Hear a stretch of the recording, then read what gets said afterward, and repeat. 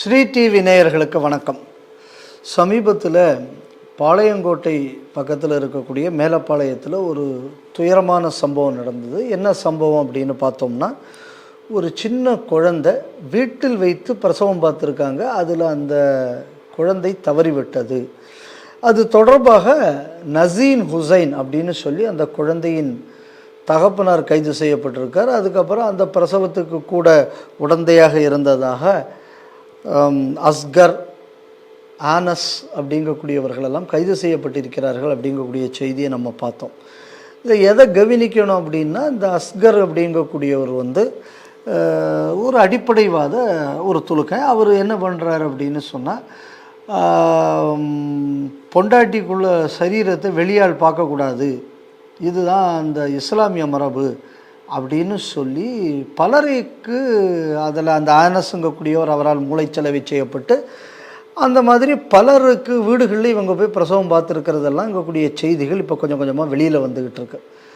அப்போ இந்த மாதிரியான செய்திகள் வெளியில் வரும்போது இதன் அடிப்படை என்ன அப்படின்னு பார்த்தாச்சு அப்படின்னா, இது ஷரியத் சட்டப்படி தான் நம்ம எல்லாமே செய்யணும், எல்லாம் அப்படித்தான் நடந்துக்கணும்.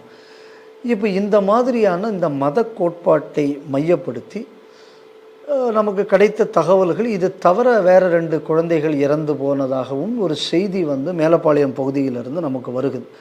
அப்படின்னா இதுக்கு முன்னாடி எவ்வளவு குழந்தைகள் இப்படி கொல்லப்பட்டிருக்கார்கள். ஏன்னா இது கொலை. ஏன்னா இது நான் இந்த மதத்தின் அடிப்படையில் தான் நாங்கள் பிரசவம் பார்ப்போம், நாங்கள் ஆஸ்பத்திரிக்கு போக மாட்டோம் அப்படின்னு சொன்னால் என்ன அர்த்தம்? அந்த குழந்தைக்கு கான்ஸ்டியூஷன் கொடுத்துருக்கிற உரிமை, ரைட் டு லிவ், இந்த ரைட் டு லிவ்ங்கக்கூடிய ஒரு கான்ஸ்டிடியூஷனல் கேரண்டியை ஒரு இஸ்லாமிய அடிப்படைவாத சட்டம் இன்றைக்கு அழித்திருக்கிறது அப்படின்னு பார்க்குறோம். அடுத்தது நம்ம எதை கவனிக்கணும் அப்படின்னா, ஒரு பெண்ணுக்கு health is again a fundamental right. இன்று அது மறுக்கப்பட்டிருக்கிறது. அப்போ நீங்கள் அந்த பெண்ணுக்கு செய்யக்கூடிய துரோகமும் இது. அப்போது ஒரு மத அடிப்படைவாத சட்டம்ங்கக்கூடியது இந்தியன் கான்ஸ்டிடியூஷன் நமக்கு எதெல்லாம் கேரண்டி பண்ணியிருக்கோ அதை அனைத்தையும் உடைத்திருக்கிறது அப்படிங்கக்கூடிய விஷயத்தையும் இந்த பிரசவத்தில் நம்ம பார்க்கணும். இது ஒரு சாதாரண குழந்தை இறப்பு என்பது மட்டுமல்ல, இந்த இறப்பு முட்டாள்தனமாகவும் இல்லை, இது ஒரு திட்டமிட்டு செய்யப்பட்டிருக்கிறது. அதனால் இதை நம்ம எதை பார்க்கணுன்னா, மத அடிப்படைவாதத்திற்காக உயிர்களை கூட நாங்கள் மதிக்க மாட்டோங்கக்கூடிய அளவுக்கு இந்த அடிப்படைவாதம் தமிழகத்தில் தலைவிரித்து ஆடுகிறது என்கிறத பார்க்கணும். இதுக்கு முன்னாடி ஒருத்தன் ஒரு மதமாற்ற போய் இந்துக்கள் அடித்து விரட்டி விட்டாங்க. இத்ரிஸ்னு கடைநல்லூரை சார்ந்தவன், அவங்க வீட்லேயும் இந்த மாதிரியான ஒரு பிரசவம் நடந்ததான ஒரு செய்தி கூட அந்த நேரத்தில் வெளிவந்தது. அதனால் இது அந்த ஏரியாவில் இந்த மாதிரி பல வீடுகளில் இந்த மாதிரியான அட்டூழியங்கள் நடந்து வருகின்றன. நம்ம எதை கவனிக்கணும் அப்படின்னா, ஏதாவது ஒரு வீட்டில் தாய்மார்கள் கருவுற்றாச்சுன்னா உடனே என்ன பண்ணுவாங்கன்னா, அரசாங்கத்திலேருந்து அந்த செவிலியர்கள் வருவாங்க. அவங்களுக்குள்ள அந்த என்னென்ன இருக்குன்னு அந்த ஸ்டேட்டஸை தொடர்ந்து அவங்க அப்டேட் பண்ணிக்கிட்டு இருப்பாங்க. அதற்கு தேவையான மருந்துகளை கொடுப்பாங்க. அந்த டெலிவரி வரக்கூடிய நேரத்தில் இன்ஸ்டிடியூஷனல் டெலிவரிக்காக வேண்டி உள்ள முயற்சிகளை செய்வார்கள். இதெல்லாம் வழக்கம். ஸோ இது mandatory for a health worker. அப்போ இந்த மாதிரியான இடங்களில் இந்த ஹெல்த் ஒர்க்கர்களால் ஏன் இதை செய்ய முடியவில்லை அப்படின்னு சொன்னால், இந்த நாட்டின் சட்டத்தை அமல்படுத்தக்கூடிய அரசு இயந்திரங்கள் துலுக்கனுக்குள்ள ஆதிக்கம் இருந்த இடங்களில் இயங்காது அப்படிங்கிறதையும் பார்க்கணும். அப்படின்னா என்ன அர்த்தம் அப்படின்னா, இந்தியாவுக்குள் இன்னொரு நாடு இயங்குகிறது.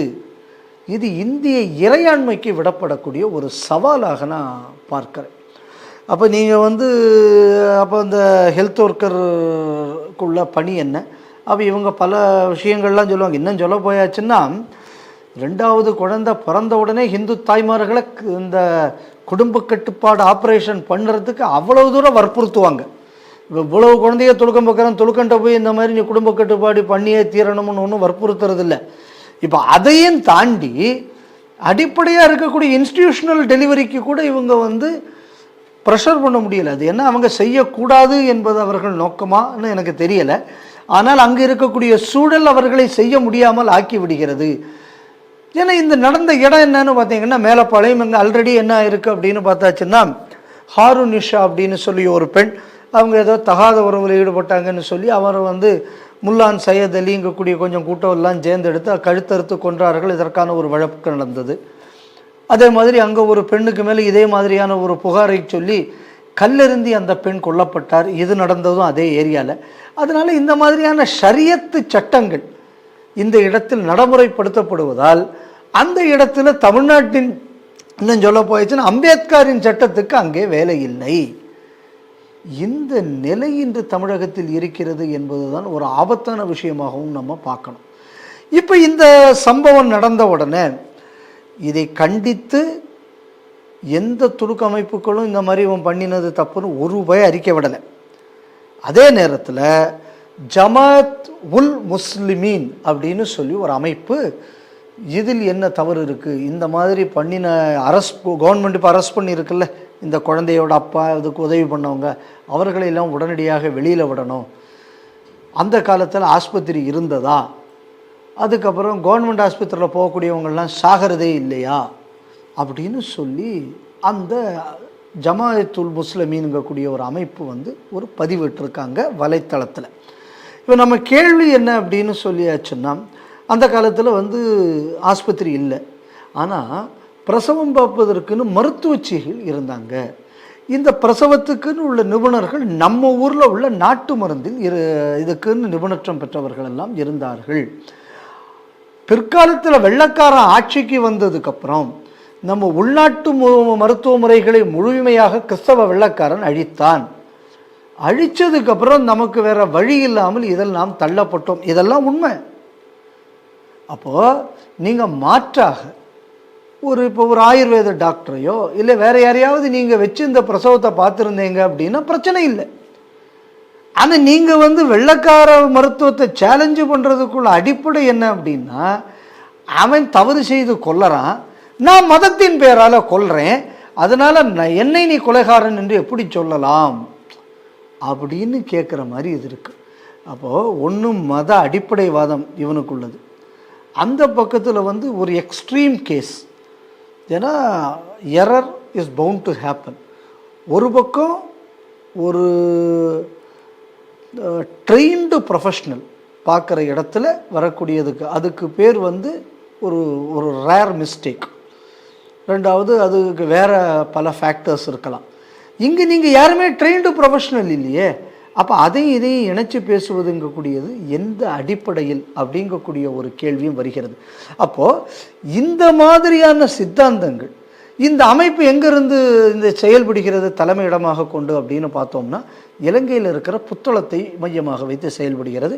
புத்தளம்கக்கூடிய பகுதி எங்கே இருக்குது அப்படின்னு சொன்னோன்னா, நம்ம லேட்டிடியூடில் பார்த்தோம்னா நம்ம கன்னியாகுமரிக்கு கிட்டத்தட்ட ஈக்குவலாக அந்த பக்கம் வரும். இது எப்படி இந்த புத்தளத்தில் கிட்டத்தட்ட 70% துலுக்கம் இருப்பான் இன்றைக்கி. ஆனால் அப்போ அந்த நேரத்தில் தமிழர்களுக்கு துலுக்கம் துரோகம் பண்ண உடனே எல்டிடிக்காரன் அங்கேருந்து துலுக்கம்லாம் அடித்து வரட்டின துலுக்கம் அதிகமாக செட்டில் ஆன இடத்துல ஒன்று இந்த புத்தளம்ங்கக்கூடிய பகுதி.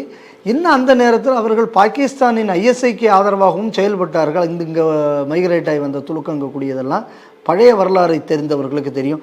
இப்போ கூட இலங்கையில் எலெக்ஷன் நடக்கும்போது வடக்க ஓட்டு போடுறதுக்கு இங்கே புத்தளத்துலேருந்து என்ன பண்ணுவோம், பஸ்ஸாக இங்கேருந்து அங்கே கூட்டு போவானுங்க வடக்கு ஓட்டு போடுறதுக்கு. ஏன்னா இவன் அங்கேயும் ஒரு ஓட்டு வச்சுருப்பான், இங்கேயும் ஒரு ஓட்டு வச்சுருப்பான். ஸோ இப்போ அந்த பங்களாதேஷ்காரன் அந்த நாட்டிலையும் இருக்கான் இந்த நாட்டிலையும் இருக்காங்கிறத இலங்கைக்குள்ளேயே இவனுக்கு 2 பக்கத்துலையும் வச்சுருக்கக்கூடியது அந்த புத்தளத்தில் உள்ளவன். அப்போ அந்த புத்தளத்தில் இருக்கக்கூடிய ஒரு அமைப்பு இந்த போஸ்டர் போடுது. இந்த அமைப்பு இங்கே தமிழ்நாட்டில் குறிப்பாக தென்காசி மேலப்பாளையத்திலலாம் இந்த அமைப்புக்கு ஆதரவு இருக்கிறதுங்கக்கூடியதை நாம் அறிகிறோம். அப்போது இந்த மாதிரியான பயங்கரவாத இப்போ இந்த அமைப்பை பற்றி இன்னும் கவனித்தோம்னா, இவர்களும் மதமாற்றத்தில் ஈடுபடுகிறார்கள். இவர்களுக்கு பொதுவாக கடற்கரை ஓரத்தில் மதமாற்றத்தில் ஈடுபடுகிறார்கள்ங்கிற மாதிரியான செய்தியும் வருகிறது. அப்போது இது ஒரு டேஞ்சரஸ் ட்ரெண்ட். அப்போ இன்றைக்கி இந்த நடக்கக்கூடிய இந்த அடிப்படைவாத செயல் என்பது ஏதோ முட்டாத்தனமாக ஒருத்தன் பண்ணினாங்கிறது இல்லை. இது சர்வதேச இஸ்லாமிய அடிப்படைவாதத்தின் ஒரு அங்கமாக பார்க்கப்பட வேண்டும் என்கிறதை நம்ம மறந்துடக்கூடாது. இப்போ இதை நம்ம பார்க்குறோம், பல இடங்களில் பார்த்தீங்கன்னா இந்த தப்லீக் ஜமாத்துக்காரன் அங்கங்கே வருவான். இவன் ஒரு ட்ரெஸ்ஸை போட்டு இங்கே ஊரில் நீ நம்ம ஊர்க்கார மாதிரி இருக்காத, அரபிக்கார மாதிரி தான் நீ இருக்கணும்னு பிரச்சாரம் பண்ணிட்டு போவான். அப்போ நம்மளாம் என்ன சொல்லுவோம், எல்லாரும் சொல்லுவாங்க, அவன் வரான், ஏன் அவன் மத பிரச்சாரத்தை பண்ணிட்டு போயிடுறான், அவன் எங்கேயோ பயங்கரவாதத்தை பண்ணுறான், அதனால் அவன் மேலே எந்த பிரச்சனையும் கிடையாது. ஆனால் ஒரு விஷயத்தை நம்ம எதை மறந்துக்கிறோம் அப்படின்னு சொன்னால், இவன் மனதில் விதைக்கக்கூடிய இந்த அடிப்படைவாதம் தான் பயங்கரவாத குழுக்களுக்கு ஆட்களை தயார் செய்யும் மனநிலையை ஏற்படுத்துகிறது என்பதையும் நம்ம புரிஞ்சுக்கணும். அதனால் இன்றைக்கி நம்ம இந்த ஒரு குழந்தை இறந்திருக்கிறது, வீட்டில் வச்சு பிரசவம் பார்க்குறான்னா இதை எதரையே அடிப்படையாக வைத்து செய்கிறான் அப்படின்னா ஒரு அடிப்படைவாத சித்தாந்தத்தை வைத்து செய்கிறான். இந்த அடிப்படைவாத சித்தாந்தம் தான் பயங்கரவாதிகளை உருவாக்குகிறது அப்படின்னு சொன்னால் இந்த வழக்கு என்பது ஏதோ மதத்துக்குள்ள கிறுக்கில் இந்த மாதிரி செய்துட்டான் என்பது அல்ல. பயங்கரவாத களத்தை உருவாக்கக்கூடிய செயல் நம் பகுதியில் நடந்து வருகிறது. அதனால் இதில் ஈடுபடுபவர்கள், இவர்களுக்கு உறுதுணையாக இருப்பவர்கள், இவர்களையெல்லாம் இந்த கோணத்தில் விசாரிக்க வேண்டும். தமிழ்நாடு அரசு செய்யாது என்பது நமக்கு தெரியும். அதனால் மத்திய அரசு இதை கவனத்தில் கொண்டு அடுத்த தாலிபான் நாடாக தமிழ்நாடு மாறாமல் பார்த்து கொள்ள வேண்டும்னு கேட்டுக்கிறேன்.